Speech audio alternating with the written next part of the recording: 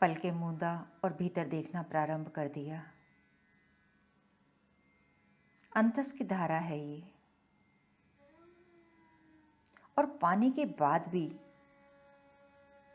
जिसने लौटाने का पुरुषार्थ नहीं किया, कहीं ना कहीं उसका अधूरापन रहेगा ही रहेगा। लौटाने की धारा है ये, इसी जीवन के रहते रहते लौटाना होगा। लेकिन हमने सब कुछ किया,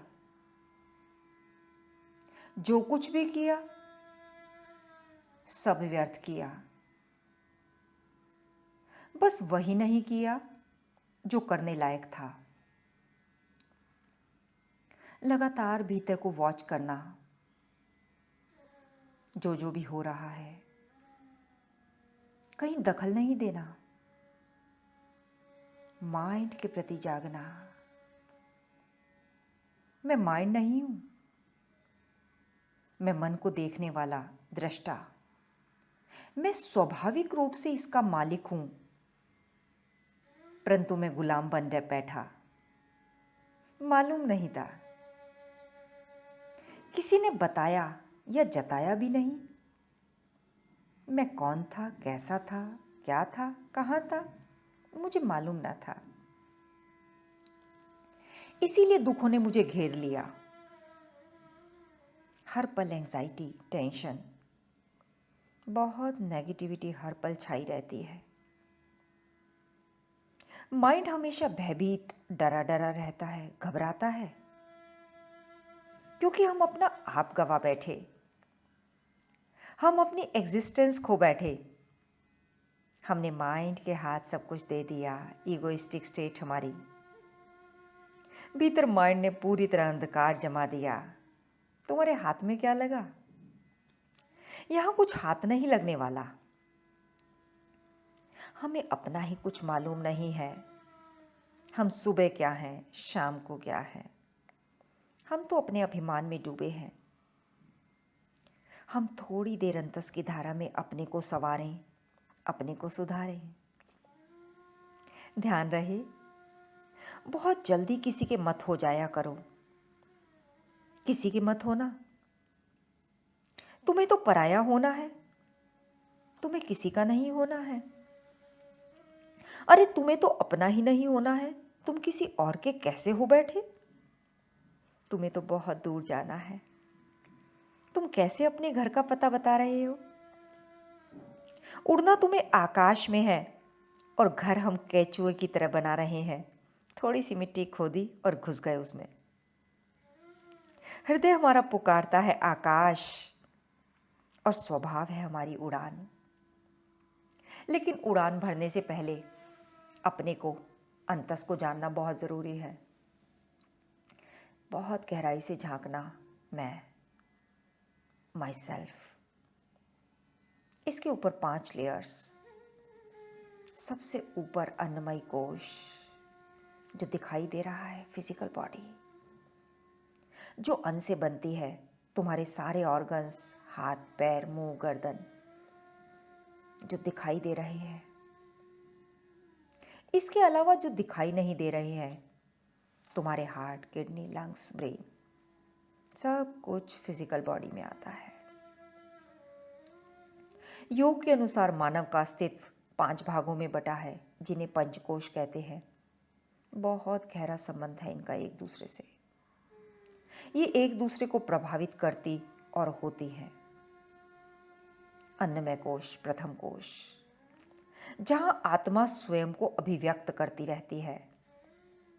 जो आत्मा इस शरीर को ही सब कुछ मानकर भोग विलास में निरंतर रहती है, वही तमोगुणी कहलाती है। उसके लिए शरीर से बढ़कर कुछ भी तो नहीं। यही हमारी सुप्त अवस्था है, यह आत्मा की अधोगति है। फिर इसी में जड़ में प्राण, मन, बुद्धि आदि भी सब सुप्त अवस्था में काम करते हैं। इस शरीर को पुष्ट और शुद्ध करने के लिए यम, नियम और आसन का प्रावधान है। यह हम पर निर्भर करता है कि हम कौन से तल पर जीना चाहते हैं। हमारी जागरण की स्थिति क्या है? लेकिन हम इतने बेहोश जीवन जीते हैं कि हमें अपने होने का होश ही नहीं। हम ऐसे जी रहे हैं जैसे कोई पशु या पत्थर। थोड़ा होश में आइए, अंतस की धारा तुम्हें जगाने के लिए। थोड़ा और गहराई से देखिए इसी फिजिकल बॉडी के नीचे, ठीक वाइटल एयर शीट यानी प्राणमय कोश। तुम्हारे शरीर के भीतर 72,000 चैनल्स हैं, नाड़ियां हैं, एनर्जी चैनल्स। ये नर्व सेल्स नहीं है, ये इनविजिबल हैं। अगर ये विजिबल होती तो हमें इसे फिजिकल बॉडी में डालना पड़ता। एनर्जी बॉडी जो दिखाई नहीं देती, लेकिन वही पूरी प्राण शक्ति को इधर से उधर घुमा रही है।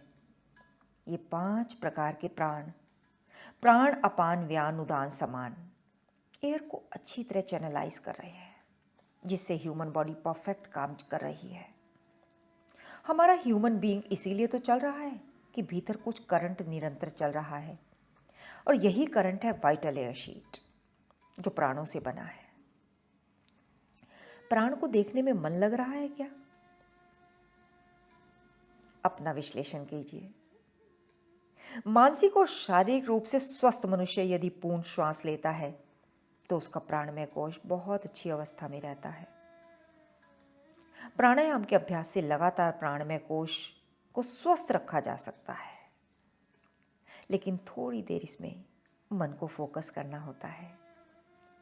यानी मनोमय कोश, मेंटल बॉडी जो मन से बना है, इसी में आता है हमारे मन के विचार, एंगर रिएक्शंस, मूड्स, डिजायर। ये जितना कुछ भी स्टोर है वो सब मेंटल बॉडी। हम जो भी देखते हैं, सुनते हैं, अर्थात हमारी इंद्रियों द्वारा जब कोई संदेश हमारे मस्तिष्क में जाता है तो उसके अनुसार वहां सूचना एकत्रित हो जाती है, और मस्तिष्क में हमारी भावनाओं के अनुसार रसायनों का, केमिकल्स का स्त्राव होता है, जिससे हमारे विचार बनते हैं। और जैसे हमारे विचार होते हैं उसी तरह का हमारा मन होता है, उसी तरह का हमारा जीवन होता है। यही हमारा मनोमय कोश है। बहुत गहराई से इसी मन को देखना, क्या कर रहा है ये मन। इसके बाद है इंटेलेक्चुअल शीट, विज्ञानमय कोश। हमारे पास एबिलिटी टू डिस्टिंग्विश, सही और गलत के बीच चुनाव करना, टेम्परेरी और परमानेंट में चुनाव करना। इस समय गहराई से देखना, आप टेम्परेरी के साथ जुड़े हैं यानी मन, या परमानेंट मालिक के साथ। ये दोनों काम है विज्ञानमय कोश, यानी अंतर्ज्ञान और सहज ज्ञान से जो बना है वही है विज्ञानमय कोश। इसके बाद आता है ब्लिस बॉडी, आनंदमय कोश। इसमें थोड़ा कंफ्यूजन है।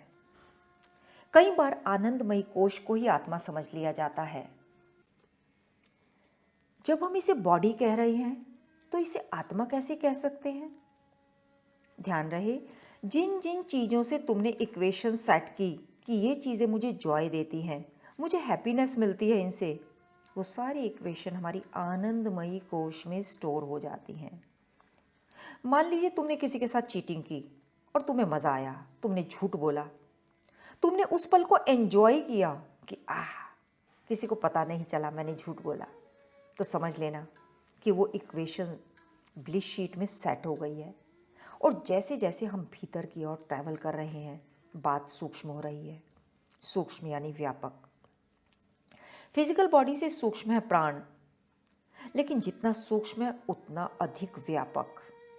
उससे ज्यादा सूक्ष्म है मनोमय कोश, फिर विज्ञानमय कोश, फिर आनंदमय कोश।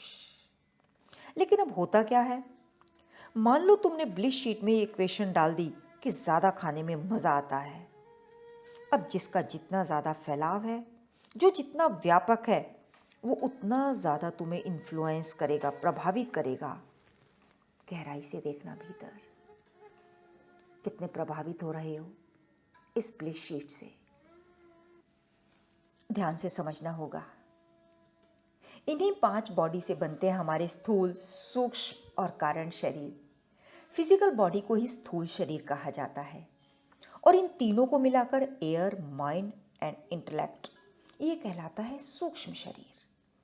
और तीसरा है आनंदमयी कोश, यानी कारण शरीर, यानी तुम्हारे जन्मों जन्म के भटकने का कारण ये कारण शरीर है।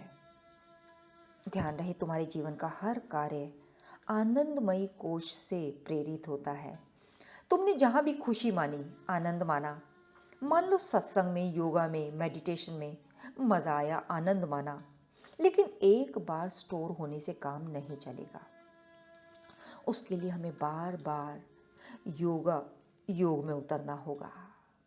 ध्यान रहे, जब इंसान मरता है तो ना फिजिकल बॉडी को लेकर जाता है और ना ही 72,000 अदृश्य नाड़ियों को लेकर जाता है, ना ही मेंटल ना intellectual sheet, only causal body, कारण शरीर जाता है।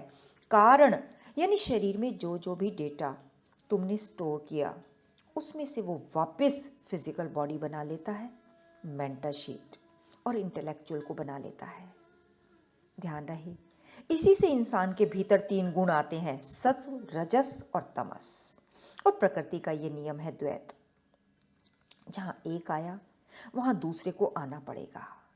सुख है तो दुख भी है, मान है तो अपमान है, जीत है तो हार भी है। ये वर्ल्ड ऑफ डुअलिटी है। लेकिन जो गॉड है वही एक है। जहां भी संसार है वहां 2 या 2 से ज्यादा, खुशी है तो गम, अनुकूलता है तो प्रतिकूलता, ये द्वैत का नियम है। लेकिन ओनली गॉड एग्जिस्ट, सिंगुलैरिटी, केवल ईश्वर अकेले ही विचरते हैं। द्वैत का नियम, माया अवश्य आएगी। जहां गुण आए वहां अवगुण भी जरूर आएंगे। और शास्त्र की भाषा में इन्हें ही दोष कहा जाता है। जहां गुण हमारे पास आए, सत्व, रजस और तमस, उसी को कॉम्प्लीमेंट करते हुए 3 दोष आ गए, वात, पित्त, कफ। इन्हीं से रिलेटेड हमारे शरीर में दिन प्रतिदिन नई नई बीमारियां उपजती रहती हैं, क्योंकि हमारे जीवन में बैलेंस नहीं है। तो ये तीनों दोष किसको इफेक्ट करते हैं, किसको इन्फ्लुएंस कर रहे हैं? केवल फिजिकल बॉडी को प्रभावित करते हैं। लेकिन बॉडी किसके कारण मूव कर रही है? मन के कारण। मन किसके कारण मूव कर रहा है? बुद्धि के कारण। तो मेजर इन्फ्लुएंस तमस, रजस, सत्व का कहाँ है? 99% तुम्हारी मेंटल और इंटेलेक्चुअल बॉडी में है। तो योगा और मेडिटेशन से हम सत्व, रजस और तमस का बैलेंस करते हैं। उसकी इंपॉर्टेंस मेंटल और इंटेलेक्चुअल शीट पे है। फिजिकल लेयर से कहीं ज़्यादा हमें मेंटल बॉडी प्रभावित करती है। जैसे हमारे मूड्स होंगे, जैसे डिसीजंस होंगे, जैसे हमारी डिज़ायर्स होंगी, जैसे हमारे कर्म होंगे, वैसा हमारा जीवन होगा। यानी हमें कार्य कहाँ करना है, कैसे हमें तमस से रजस और रजस से हम सत्व में आए। इसके अलावा मैक्सिमम काम हमें ब्लिस शीट पर करना है। किस चीज़ में तुम एंजॉय कर रहे हो, किन चीज़ों को फॉलो करने से तुम्हें मज़ा आ रहा है।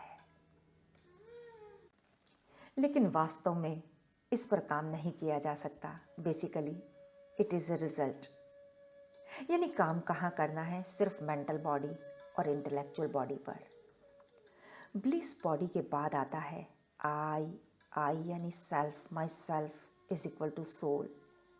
सेल्फ का शॉर्टेस्ट डेफिनेशन सत, चित, आनंद, इटर्नल कॉन्शियसनेस प्लस ब्लिस। जब तुम्हारी आनंदमयी कोश की इक्वेशन तुम्हारी आई की इक्वेशन के साथ मैच हो जाएगी, तभी समझना, तब तुम टेम्परेरी वर्ड से इंटरनल शाश्वत की ओर बढ़ रहे हो। तब तुम अपने अंतस में प्रवेश करते हो, अकारण आनंदित रहते हो। कॉजलेस पीस, कॉजलेस हैप्पीनेस, बस यही तो है जीवन। चलते रहना उस समय तक जब तक मंजिल ना मिल जाए।